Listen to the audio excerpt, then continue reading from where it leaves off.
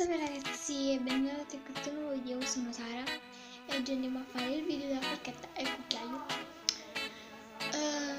Bella ragazzi, bella raga, bella qui, bella raga, sicuro che l'universo mi paga. Oggi andiamo a fare il video della forchetta e il cucchiaio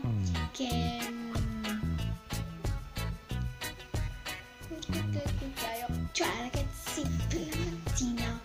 la mattina ho mangiato il latte come l'ho mangiato con la forchetta e con il cucchiaio.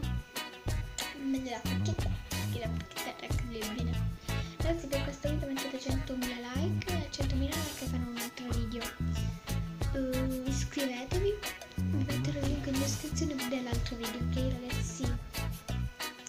La forchetta e il cucchiaio, guarda, forchetta, cucchiaio. Ok ragazzi, sto video vi finirò più presto perché mi sto annoiando. Nei commenti io giù metterò nei commenti, ma voi usate la forchetta o il cucchiaio per fare colazione? Scrivetemi cosa usate, così io farò un video.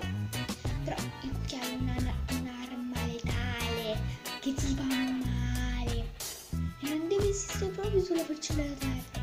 Quindi ragazzi, usate meglio la forchetta per mangiare il latte. Questo video è finito, ciao e